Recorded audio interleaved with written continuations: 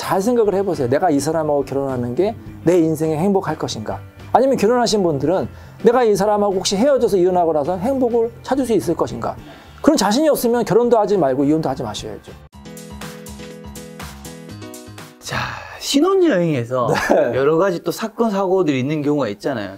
제가 아는 분은 신혼여행 갔다가 와서 네. 바로 이제 돌아선 케이스도 있고 네. 좀 기억에 남는 사례 하나 정도 있다면. 예전에 사무실에 있는데 어떤 젊은 여성분이 오셨어요. 네. 아, 그래서 막 이제 근데 올 때 이제 큰 이 캐리어를 들고 오셨어, 캐리어. 큰 캐리어 있잖아요. 신혼여행 갔다 바로 왔구나. 신혼여행 갔다가 바로 인천공에서 오신 거야. 네. 변호사무실. 아니, 무슨 일이냐 했더니 남편이 이상하대. 아, 뭐가 이상합니까 했더니 신혼여행 가서 아무 일도 없었대. 신혼여행 가서 거사를 치러야 되는데 아무 일도 없었대. 아니, 뭐, 그럴 수도 있지. 남편이 피곤하니까 여러 가지 때문에. 아유, 그럴 수 있지. 그래도 뭐 연애할 때는 많이 했을 거 아닙니까? 그랬더니 연애에서도 한 번도 안 했다는 거야. 아니, 그래서 어떻게 결혼했어? 요즘에 젊은 남녀가 이제 어떤 일이 있었냐고 했더니 이 남자친구는 특이한 게 뭐냐면 굉장히 좀 순수하다 이렇게 했더라고. 순수한 청년인 줄 알았다. 그래서 이제 스킨십을 이제 진도를 안 나가나 손만 잡고 이제 뽀뽀한 게 다래. 그래서 이제 몇 년 사귀었는데 그래서 이제 궁금해서 물어봤더니 아니 오빠 우리는 왜 다른 커플들은 다 뭐 모텔도 가고 잠자리도 하는데 오빠는 왜 그거를 요구 안 해? 오빠는 내가 뭐 매력이 없어 했더니 그런 거야. 이 오빠가 손을 탁 잡으면서 나 사실 자기를 너무 아껴가지고 자기의 순결을 지켜주고 싶어. 우리 결혼하고 나서 정식으로 하자. 그래서 거기서 감동을 한 거예요, 여자친구가. 그럴 수 있죠. 야, 이 시대의 마지막 남은 로맨티스트구나. 그래서 결혼을 했는데 결혼하고 나서 신혼여행에서도 역시 손만 잡고 잤다는 거예요. 지켜준 거죠. 그래서 뭐 그럴 수도 있으니까 한번 더 지켜보세요. 그래서 돌려보냈거든요. 네. 근데 그분이 1년 있다 다시 오셨어요. 변호사님 1년 동안 손만 잡았다고. 아무런 진도가 없다고. 이건 뭔가 이상하다. 어떻게 된 거야? 소위 말하는 뭐뭐 같다 남편이. 그래서 자기는 못 산다. 애도 낳아야 되고. 네. 이혼 바로 해달라고 해서 이혼 소송을 했거든요. 네. 소송을 해서 이렇게 주장을 했죠. 남편이 이제 성기능이 문제가 있는데 그걸 속이고 결혼한 거다. 우리는 속았다. 이렇게 이제 주장을 했어요. 남편이 뭐라고 답변했는지 아세요? 나는 아무런 문제가 없다. 이 여자가 나를 모함하는 거다. 억울하다. 이렇게 답변을 한 겁니다. 그러니까 이 쟁점이, 이 재판의 쟁점이 뭐냐면, 결국에 이 남편이 성기능이 제대로 되느냐 안 되느냐가 쟁점이었던 것 같아요. 네네네. 근데 판사도 난감하잖아. 이걸 어떻게 판결을 내리겠어요. 그러니까. 결국에는 이 남자가 정상인지 아닌지는 판사가 보면 모르죠. 그래서 어떻게 하냐면 이럴 때 신체 감정을 해요. 신체 감정을 보통 어떻게 하냐면 대학병이라든지 이제 비뇨기과 가서 검사를 합니다. 검사를 하면 이제 그게 한 몇 주 정도 걸리거든요. 몇 주 있다가 이제 그 리포트가 이제 오는 거예요. 네. 신체 감정 결과지가. 자, 딱 나왔습니다. 어떻게 나온 줄 아세요? 모르겠는데요. 신체 성기능 정상. 정상? 정상입니다. 이렇게 나와요. 이상하다? 그럴 리가 없는데 자세히 보니까 거기 밑에 이게 있어요. 단, 심인성 불능일 수 있습니다. 그게 무슨 말이에요? 뭐냐면 이 신체적으로는 정상인데 이 정신적 스트레스 때문에 불능이 될 수 있다는 거죠. 그런 경우가 꽤 많아요. 그러니까 요즘에 이제 뭐 잠자리가 안 된다, 성기능이 이제 안 된다 그렇게 주장하는 경우 막상 검사하면은 네. 이게 신체 검사는 정상인 경우가 대부분이고요. 이게 정신적인 스트레스 때문에 이게 안 되는 경우가 많이 있어요. 왜냐하면 이 남성이 뭐 여러 가지 그런 트라우마라든지 그런 정신적인 거 특히 이 특정 여성 이 아내하고는 안 되는 거예요. 왜? 이 아내랑 예를 들어서 이 아내가 되는데? 다른 사람하고는 되는데 이 아내를 생각하면 안 된다. 뭐 예를 들어서 아내가 뭐 큰 상처를 줬다든지 뭐 스킨십 과정에서 예를 든 거예요. 아니면 뭐 혼수라든지 이런 것 때문에 어떤 큰 모멸감을 줬다든지 이것 때문에 아내랑은 안 되는 거예요. 근데 아내 입장에서 생각해보세요. 다른 사람하고 다 대면 무슨 소용이 있어. 자기랑 돼야지. 그렇죠. 그래서 이 경우에는 결국 이혼밖에 안 되거든요. 정답이. 네. 그래서 결국 이혼한 그런 케이스가 있거든요. 그래서 이 신혼여행에서 손만 잡고 온 부부가 있었고요. 네. 또 한 케이스는 뭐냐면, 너무 잘 맞았어요. 신혼여행에서. 잘 맞아서 막 너무너무 막 잘 뜨거운 밤을 보냈는데, 갑자기 딱 끝나고 나서, 남자가 갑자기 표정이 바뀌더니 아내한테 그러는 거예요. 자기야, 내가 몇 번째 남자야? 자기 왜 이렇게 잘해? 이거 좀 이상하다. 어떻게 이렇게 잘할 수가 있어? 이러는 거예요. 그런 걸 왜 물어봐? 그러니까 어차피 다 처음 아닌데 대부분. 자, 그래서 이 아내가 너무 기가 막혀가지고 나를 뭐 어디 없으셨잖아 아는 거냐 왜 그러냐. 나는 정말 이 인터넷이나 이런 거 요즘에 발달돼가지고 어떻게 잘하는 거 공부해가지고 한 건데 이 남자가 나 의심한 거고 나를 완전히 예쁜 여자로 봤다. 그래서 나는 못 잡겠다. 나는 뭐 인격 무시당했던 경우가 있거든요. 어떻게 됐을까? 어떻게 됐을까? 그래서 이거는 결국 이것도 신뢰 문제죠. 뭐 잘할 수도 있고 못할 수도 있는데 이 남자가 또 너무 예민한 것 같아. 근데 이런 남자가 간혹 있어요. 이게 일종의 스토커랑 연결이 되거든요. 아, 그렇죠. 약간의 집착감. 집착. 아내의 과거에 집착하는 거야. 아내가 혹시 과거에 그런, 너무 잘하니까 이런 뭐 비슷한 어떤 업소에서 일한 거 아니야? 아니면 어떤 남자랑 뭐 동거한 거 아니야? 왜 이렇게 능숙하게 잘하지? 이게 뭔가 좀 이상하다. 계속해서 아내를 의심하면 이게 결혼 생활 제대로 되겠습니까? 그럼 부부관계를 어떻게 하겠어요, 아내가? 그렇다고 일부러 못할 수도 없잖아요. 그래서 뭐 최선을 다한 건데, 이런 남자랑 사실 살기 힘들죠. 그렇다고 너무 못할 수도 없고. 그렇죠. 너무 잘할 수도 없고. 적절하게. 인생은 참 적절하게 좋은 것 같습니다. 중요하다는 생각이 드는데. 네. 자, 이번에 그럼 신혼여행 케이스 좀 들었으면. 네. 신혼여행 가기 전에 결혼 전에 임신이 되는 케이스도 있잖아요. 그렇죠. 혼전 임신이라고 하죠. 이거 참 난감한 문제죠. 네. 이게 특히 결혼 안 하신 분들에 대해 뭐 부득이하게 만약에 임신이 됐다. 네. 어떻게 해야 될까요, 작가님? 결혼해야죠. 근데 결혼 생각이 없었어. 예를 들어서 나는 이 여자를 뭐 사귀긴 했는데 결혼할 생각이 전혀 없었다. 애가 생겼어. 저는 뭐 당연히 결혼을 할 당연히 책임감이 정신이 어쩔 수 없잖아. 책임져야지. 근데 작가님은 정말 책임감이 정말 좋으셔서 결혼하는데요. 결혼 생활이 순탄치 않은 경우가 꽤 많아요. 그렇게 해서 결혼을 하면 나는 결혼할 생각이 전혀 없었는데 원치 않는 임신으로. 제가 아는 그 지인도 이렇게 해서 결혼을 했거든요. 네. 그래서 애를 낳는데 결혼 생활이 순탄치가 않아요. 왜 그러냐? 너 어쨌든 애 생겨서. 나는 사실 사랑하지도 않았어. 결혼할 생각도 없었는데 단지 책임감 때문에 결혼한 거야. 그러니까 결혼 생활이 너무 나는 힘들었어. 이게 참 어렵네요. 어렵죠. 책임감 없이 안 할 수도 없고. 그렇죠. 책임감 있게 했는데 또 이게 행복이랑은 또 아니어질 수도 있고. 그래서 정말 이 임신은 원하는 임신, 축복되는 임신이 그렇다고 해서 뭐 무조건 또 결혼 안 하면 그거 더 큰 문제죠. 네. 이거 어떻게 해결할 겁니까? 아직까지 우리나라에서 그 미혼부에 대한 또 편견이 또 있잖아요. 그러니까요. 그거 그냥 또 출산해서 그렇다고 또 이 정말 하늘이 주신 생명을 또 없앨 수도 없고 참 난감한 문제라서 결론은 정말 피임을 잘해야 된다. 결론은 이게 피임 잘못하면 이게 진짜 임신되면 정말로 이게 난감한 문제입니다. 자, 근데 만약에 이런 문제 어쨌든 많이 생길 수가 있으니까 원치 않는 임신이 됐다. 근데 결혼하면요 일단은 해결되는 거죠. 나중에 또 싸워가지고 이혼 별개 문제고. 근데 만약에 결혼을 안 했는데 아이가 태어났다. 그럼 어떻게 될까요? 이 아이는 누가 책임져야 되고 어떻게 해야 될까요? 결혼을 안 했는데? 안 했는데 애가 태어났어요. 일단 양육비는 서로 분담해야 될 거고. 일단 누가 키울까요? 어떻게 하실 거예요? 어떻게 하실 거예요? 어려운 문제죠. 네. 일단 두 가지 경우가 있어요. 서로 키우겠다고 하는 경우도 있고. 그럼 뭐 베스트죠. 서로 키운다고 누가 잘 키우는지 따지면 되니까. 근데 사실 이것도 쉬운 문제는 아니에요. 이거 둘 다 키운다고 할 건데 한 명은 키우고 한 명은 안 키우고 그러면 키운다는 사람한테 주면 되겠죠. 네. 그럼 안 키우는 사람은 당연히 양육비를 지급해야죠. 네. 언제까지? 만 19세까지. 그리고 결혼을 안 했지만 본인의 호적, 요즘에는 가족관계 증명서라고 하는데 거기에 올라갑니다. 그냥 미혼이지만 올라갈 수가 있고요. 그 다음에 어쨌든 친자이기 때문에 나중에 상속도 됩니다. 그래서 이런 문제가 꽤 있거든. 특히 재벌 2세가 이렇게 또 재벌들이 이제 또 이렇게 밖에서 이제 또 이렇게 사고 쳐가지고 이제 애가 태어나는 경우가 있거든요. 네. 나중에 이제 그 여성이 애 들고 찾아와요, 장례식에. 그러면 그 막대한 재산이 다 상속이 돼, 똑같이. 친자같이. 그래서 상속이 문제가 될 수가 있고요. 자, 근데 둘 다 안 키운다고 할 경우에 그게 가장 큰 불행이죠. 결국 그러면 그 아이는 시설로 가게 되거든. 너무 안타까운 경우니까 이런 경우는 피해야 될 것 같습니다. 둘 다 안 키우면 그쪽으로 가나요? 그럼 어떻게 해요? 둘 다 안 키운다고 하는데. 아니 그럼 엄마나 아빠가 그 애를 안 키운다는데? 뭐 그 애를 그쪽에 맡겨버리는 거예요? 아니 안 키운다는데 어떻게 키워요? 또 안 키울게요. 안 키우겠다 서로. 결국에는 시설로 가요. 이혼도 마찬가지. 이혼도 둘 다 안 키운다고 하잖아요. 네. 최종적으로 시설로 갈 수가 있어요. 물론 이혼 판결 쉽게 안 내리겠지만 정말로 둘 다 안 키우려고 애를 억지로 키울 수는 없잖아요. 자발적으로 키워야 되잖아요. 네네네.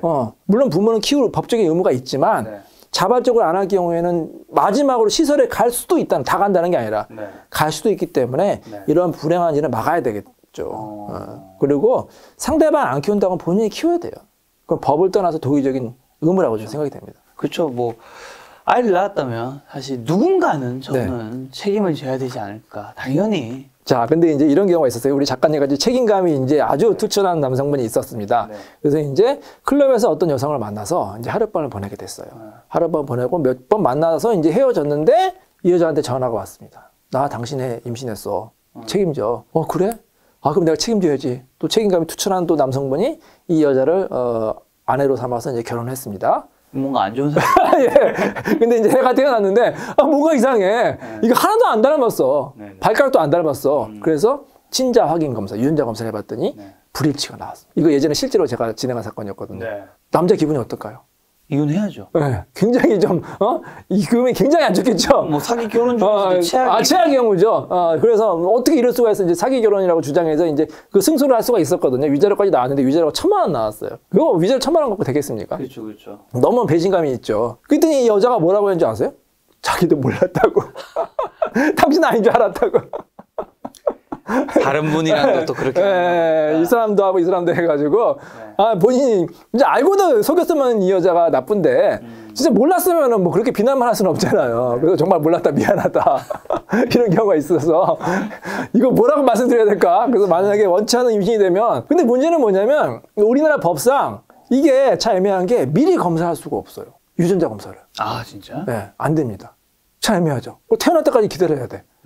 기다리고 나서 뭐, 근데 일단, 어떻게, 보통 태어나기 전에 결혼하잖아요. 그래서. 왜 근데 미리 검사를 못 해요? 이게 윤리적으로 안 된다고 하더라고요. 의학적으로는 가능한데. 가능할 수 있죠. 법적으로 어쨌든 윤리적으로 안 된다. 윤리적으로 안 된다. 네, 법적으로 허용이 안 된다. 어떤 이유가 있나 봐요? 아무래도 윤리적인 문제고. 왜냐하면 혹시 또 그러면 또 이 소중한 생명을 또 태어나지 않게 할 가능성이 높기 때문에. 네, 그래서 이 윤리적으로 법적으로는 허용이 안 되는 걸로 알고 있습니다. 그래서 결론은 뭐냐? 클럽에서 하룻밤은 정말로 조심하셔야 된다. 그래서 정말로 역시 믿을 만한 사람하고 관계를 갖고. 그리고 정말 중요한 거는 내가 사랑하는 사람이라도 내가 지금 준비가 안 되어 있을 때는 확실하게 피임을 하죠. 그렇죠. 확실하게 결혼 준비가 됐을 때 임신을 하고 그전에는 피임을 확실하게 하는 게 좋다. 특히 젊은 분들은 이거를 꼭 조심하셔야 될 것 같습니다. 근데 요즘 젊은 분들은 사실 또 결혼을 안 하려고 그래요. 케이스도 굉장히 많잖아요. 너무너무 걱정이 됩니다. 이거 정말 큰일입니다. 결혼을 안 하면 변호사님의 일이 줄어드는 그런 결론적으로 그렇게 되겠죠. 아무도 결혼 안 하면 전 이혼 전문에서 어떻게 하죠? 변호사님 봤을 때 그 원인은 뭐라고 보세요? 저는 원인은요. 집값 때문에 결혼 안 하는 게 많다고 저는 생각이 돼요. 개인적인 결론이긴 한데. 너무 비싸죠. 너무 비싸요. 요즘에 뭐 서울 강남에 신혼부부가 살 만한 새 아파트 얼마 정도 할까요? 젊은 분들 강남 이쪽 선호하잖아요. 신혼부부가 굳이 강남에 살아야 될까요? 근데 선호하니까 서울에 그래도 직장도 강남이니까. 왜 하필 대한민국에서 가장 비싼 부로 말씀하세요? 뭐 강남 아니더라도 그럼 뭐 강남 근처에 서울에 여기 뭐 마포로 갈까요? 마포 뭐 24평 뭐 15, 16억 하나요? 15, 16억. 자, 15억이라고 할게요. 15억. 34평이 한 20억 좀 안 근처 걸로 아는데. 그렇죠. 뭐 15억에서 20억이면 보통 한 30대 초반에 이제 결혼 많이 하잖아요. 네네. 30대 초반에 남녀가 15억 있을까요? 아니, 없죠. 없죠. 너무 비싸. 정말로 결혼 생활 직장 생활 열심히 해서 뭐 많이 모아봐야 뭐 1, 2억 정도 많이 모을까 맞아. 그게 정상이에요. 네, 1, 2억은 뭐야? 그러면 15억짜리 사면 10배를 그 집값으로 해야 되는데 결국 그러면 이 10배가 되는 신혼집을 구하려는 방법은 두 가지죠. 첫째, 부모님의 도움을 받거나. 부모님 찬스. 둘째, 은행 대출을 받거나. 금융권 찬스. 근데 금융권 찬스는 지금 막혔죠. 막혔습니다. 막혀서 안 되죠. 믿을 수 있는 건 부모님 찬스인데 부모님이 과연 10억, 20억을 해줄 수 있는 부모님이 얼마나 될까? 몇 명 안 되죠. 몇 명 안 되죠. 금수저만이 될 수 있죠. 그래서 포기하는 거죠. 뭐 웬만한 그렇다고 뭐 저기 직장가 뭐 1시간, 2시간 있는 그 외곽에다 집 구하면 너무 힘들 것 같고. 또 대출을 다 받는다고 치면 그 대출 이자 어떻게 감당이 안 되고. 에라 모르겠다. 내가 왜 이 고민하고 결혼해. 그냥 차라리 혼자 살지. 혼자 살면 그냥 원룸에서 그냥 내가 그냥 자유롭게 사는데. 그래서 저는 이 집값이 굉장히 결혼 생활을 저해하고 있다고 생각이 돼요. 그렇죠. 그리고 부모님이 예를 들어서 10억, 20억 도와줘서 집을 사줬어요. 그래서 결혼했다고 칠게요. 예를 들어서 남자네 집에서 뭐 해줬다. 자, 그럼 남자네 집에서 집을 10억, 20억 해주면 또 예비 신부한테 뭘 또 바래요? 혼수 예단은 또 바랄 거 아닙니까? 그렇죠. 우리가 20억짜리 해왔으니까 그 반에 해당하는 거 뭐 돈으로 준다든지 해와. 이렇게 요구할 거 아닙니까? 그리고 부모님이 가만히 있어요? 계속해서 간섭을 하게 되죠. 왜냐하면 우리가 회사에 주식을 많이 사봤다고 생각해. 어떤 회사에 내가 대기업에 주식을 많이 사서 그 회사의 1%의 주식을 갖고 있어. 그러면 수시로 그 회사에 관여를 하겠죠. 잘 되는지, 경영진 잘하는지. 그리고 그 자녀분도 돈을 받았으면 저는 어느 정도의 간섭은 받아야죠. 당연하죠. 아니 그럼 그 돈을 안 받았어요. 그러니까 안 받았어야죠. 자유롭게 하려면. 맞아요. 내가 부모님의 간섭을 받고 아니면 예를 들어서 배우자 부모님의 그 도움을 받았다. 그럼 배우자 부모가 간섭하는 건 당연해요. 그건. 받기 싫으면 돈을 안 받으면 그러니까 되지. 우리가 주주가 대주주가 회사에 간섭하는 거 똑같아. 잘하는지 봐야 될 거 아니야. 내가 10억이나 들여서 이 부부가 잘 사는지 감나라 배나라 할 거 아니야. 그럼 또 시부모가 또 뭐 처가 부모가 간섭한다고 또 뭐 갈등이 있고. 그래서 갈등이 커져서 이혼까지 되거든요. 근데 여러분 외국 보세요. 미국이나 뭐 이런 유럽 보세요. 부부간에 뭐 이런 혼수, 뭐 고부 갈등 없어요. 거의 없어요. 왜 그럴까요? 걔네들은요 10억, 20억짜리 신혼집에 안 살아요. 미국도 집값 비싼데. 아주 뭐 일부 뭐 그런 뭐 금수저는 그렇게 하지만 네. 대부분의 그 신혼 부부들은 그냥 $1,000짜리 렌트. 뭐 좋은데 $1,000면 되거든요. 보증금도 거의 없고요. 거기서 그냥 시작하는 거예요. 자기들끼리. 그리고 뭐 거액의 뭐 혼수 무슨 호텔에서 뭐 우리 삐까뻔쩍하게 결혼식하고 그거 안 해요. 그러니까 그게 다 세이브 다니는 거 아닙니까? 네. 갈등이 없죠. 네. 그러니까 전혀 여기에 대해서 갈등이 없고 우리나라는 유독 집은 꼭 해야 돼. 그것도 서울, 강남이나 좋은 곳에 해야 되고 그것도 또 남자가 해야 되고 또 아직까지 이런 또 생각이 많이 있잖아요. 그걸 좀 저는 바꿔야 돼요. 그리고 결혼식도 너무 호화스럽게 하고 그 코로나 때문에 또 이거는 또 뭐라 그럴까 코로나 역사라고 해야 되나 이 결혼식이 또 소규모화됐잖아요. 결혼 비용이 많이 또 이게 줄었더라고 하더라고요. 예, 그래서 이 작은 결혼식 꼭 집은 또 서울에 사야 되고 또 남자가 해야 되고 이런 문화를 저는 바꿔야지만 이 결혼도 좀 많이 늘고 출산율도 는다고 생각이 됩니다. 결혼 관련된 좀 비용들을 좀 줄여야지 현실적으로 좀 늘어날 수 있다. 예. 결혼하고 난 다음에 요즘에는 또 나이가 드신 분들은 조론을 하시는 케이스도 있다고 저는 많이 들었어요. 많죠. 요 조론은 제가 그냥 언뜻 생각했을 때는 잘 살았으니까 이제 결혼을 졸업한다. 네, 맞아요. 뭔가 이제 우리 여기서 결별한다. 뭐 이혼으로 생각하시는 분도 있고 하던데 좀 어떤 의미예요, 정확하게? 이게 조론의 유래를 보면 조론이 어디서 시작됐냐? 네. 우리가 이제 인도의 성인 그 간디 있죠. 간디가 시작을 했대요. 간디. 간디 선생님이 간디 선생님 같이 훌륭한 분도 결혼 생활 힘든 거는 잘 참지 못했나 봐요. 그래서 사모님하고 헤어지게 되는데 또 이제 체면이 있으셔가지고 이혼은 참아 못하시고 우리 그냥 헤어집시다. 이혼을 하지 말고 그래서 해혼이라는 말을 만드셨어요. 해혼. 결혼 생활을 해소한다. 그래서 이제 따로 사셨다는 말이 있는데 이게 이제 일본으로 오면서 조론이 됐습니다. 그래서 결혼을 졸업하자. 그래서 이제 이게 우리나라에 도입돼서 이제 요즘에 조론이 유행이라고 하는데 조론은 그야말로 부부가 이제 따로 살죠. 따로 살고 이혼은 안 하지만 법적으로는 혼인관계 유지되지만 실질적으로 남남처럼 따로 사생활도 존중하고 집도 따로 사는 걸 조론이라고 합니다. 그게 이혼과 뭐가 다른 거예요? 이혼과 뭐가 다르냐? 이혼은 법적으로 완전히 남남이 되는 거죠. 네. 가족관계 증명서, 혼인관계 증명서에 이혼이라고 찍히죠. 네. 하지만 조론은 서류상에서 아무런 변함이 없습니다.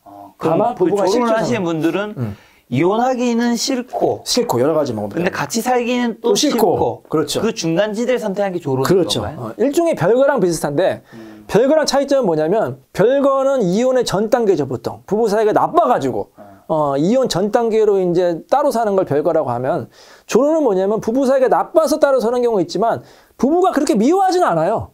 원수는 아닌데 우리 이제 뭐 이렇게 60, 70 살았는데 너무 이제 안 맞고 뭐 우리가 미워하는 건 아니지만 따로 사는 게 편할 것 같다. 각자의 사생활을 존중해 주자. 따로 삽시다. 우리 이제 결혼 졸업합시다. 그래서 헤어지는 걸 조론이라고 하는 거죠. 많아요. 상당히 많습니다. 뭐 연예인도 한다고 하고요. 자, 근데 조론에 문제점이 발생할 수가 있어요. 네. 자, 두 가지 문제가 있습니다. 첫째, 조론해서 다른 사람 만나도 될까요? 다른 이성. 이혼 상태가 아니니까 결혼 상태잖아요. 네. 안 되죠. 안 되죠.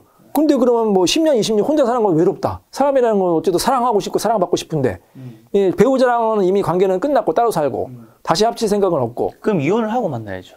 근데 이혼은 여러 가지 이유 때문에 안 하고 하기 싫고. 그래서 애매한 게 뭐냐면 다른 사람 만나도 되느냐 안 되느냐는 뭐냐면 당사자가 정하면 돼요. 그러니까 합의로 정하면 된다. 합의로. 그러니까 조론 합의서를 쓰는데요. 조론 합의서에서 반드시 두 가지가 들어가야 됩니다. 첫째, 부부가 사생활을 이제 유지하는데 어디까지 사생활을 인정할 거냐. 뭐 각자 취미 생활하고 뭐 같은 뭐 친구들 만나는 건 아무 문제가 없겠지만 예민한 거는 과연 다른 이성을 만나도 되느냐. 만나면 어디까지 그러면 그걸 허용해야 되느냐. 여기에 대해서 적어야 돼요. 아니면 나중에 분쟁이 생기거든. 예를 들어서 그런 걸 안 정했는데 남편이 다른 여자랑 막 만나네. 그럼 아내가 화가 나서 이거 뭐 또 외도다 뭐 소송한다 또 이런 난리가 날 수 있잖아요. 그렇기 때문에 그거에 대해서 정해야지 서로가 오해가 없을 수가 있습니다. 두 번째는 뭐냐면 경제 문제, 재산 문제. 네. 이거 굉장히 중요합니다. 특히 그 주부님들 같은 경우에는 이 미래 재산분을 받는 게 좋아요. 생활비도 언제까지 줘야 되는지 받는 게 좋고요. 실제로 제가 이혼 재판하면 조정으로 조정이 되는 경우가 꽤 있어요. 네. 왜냐면 한 명은 이혼을 원하고 한 명은 이혼을 원치 않는 경우는 서로 계속 싸우기 때문에 이게 해결이 안 되는데 그러면 중간적으로 조론을 한번 해보시면 어떻겠습니까? 그러면 둘 다 수긍하거든. 조론하면은 한 명은 이혼 안 해서 좋고 한 명은 따로 살아서 좋고 그때 이제 재산을 미리 주고 생활비 언제까지 주는지 정하면 사실 좋은 거죠. 그래서 조론에 대해서도 조론 합의서를 잘 쓰면은 나중에 분쟁을 예방할 수가 있습니다. 알겠습니다. 자, 마지막 케이스로 효자 남편. 요건 어떤 케이스인가요? 이제 명절 지나면 이것 때문에 많이 싸우는 경우가 많은데 갑자기 결혼했더니 남편이 효자가 됐어요. 이런 경우가 많아요. 결혼 전에는 집에 전화도 잘 안 하고 맨날 여자친구가 최고로 가더니 결혼 전에 여자친구가 최고, 결혼했더니 엄마가 최고야. 작가님은 효자신가요? 아, 저는 효자인데. 효자요? 네. 효자인데. 네. 제가 여기서 얘기하면 분위기가 싸해져서. 만약에 결혼 과정이나 결혼하고 왔는데 신혼인데 이 어머님하고 예를 들어서 그 여자친구분하고 극심한 대립을 해서 결국 한 사람 편을 들어줘야 돼요. 누구 편 되실 거예요? 남편이라면, 그 다음에 와이프라면, 남편은 자기 와이프, 와이프는 자기 남편 편을 들어야 된다 생각해요. 왜요? 그래야지 교통 정리가 된다 생각해요. 남편이 와이프가 그랬고 여기에 남편의 이제 어머니가 있잖아요. 여기서 어머니 편을 들어버리면 이게 모든 게 굉장히 힘들어지는데 남편이 딱 자기 와이프 편을 드는 순간 저는 이 집안 문제는 이 남편이 해결해야죠. 그렇죠. 맞아요. 그게 정답인데 맞아요. 전문가도 다 그렇게 진단하고 있습니다. 아내 편을 들어야지만 부부관계가 회복이 되고, 그런데 어머니가 그러면 서운해할 거 아니냐. 어머니는 따로 어머니 잘해드리면 돼요. 아내 없는 데서.